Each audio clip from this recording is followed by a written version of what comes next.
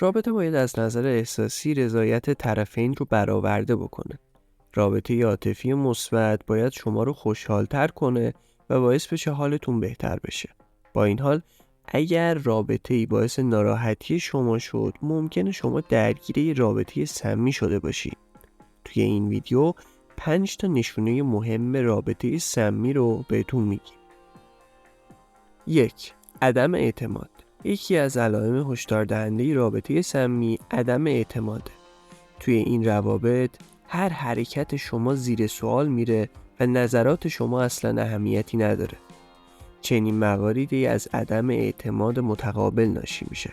وقتی شریک زندگی شما به شما اعتماد نداره، توی تمام مسائل زندگی شما دخالت میکنه و این دخالت‌های زیاد ممکنه شما رو خسته کنه. اعتماد پایه و اساس هر رابطه سالمیه و اگه اعتماد توی رابطه شما وجود نداشته باشه، شما وارد یک رابطه سمی شدی. شماره 2. بی احترامی کردن. احترام گذاشتن به همدیگه علامت یک رابطه سالمه. با این حال توی روابط سمی متوجه میشید که همسرتون از شما بی دلیل انتقاد میکنه یا به شما توهین میکنه.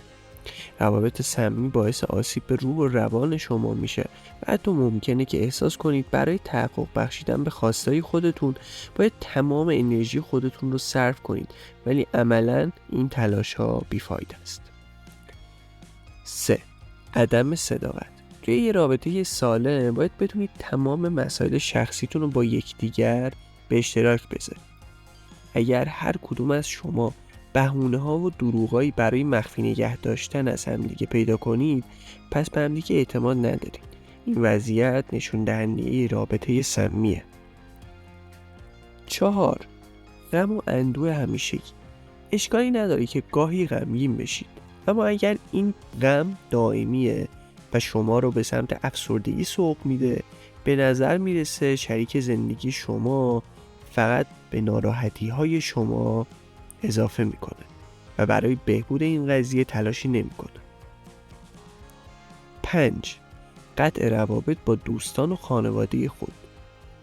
روابط سمی میتونن اونقدر طاقت فرسا باشن که شما مجبور بشید که دوستا و خانواده‌تون رو ترک بکنید و یا اونها رو نادیده بگیرید. اگه برای جلوگیری از درگیری با همسرتون روابط خودتون رو با دوستاتون و خانواده‌تون متوقف کردید، این نشونه یه رابطه سمی. توی کامنت ها لطفاً بهمون بگین دیگه چه علامت هایی برای رابطه های سمی میشناسید که ما اشاره بهشون نکردیم.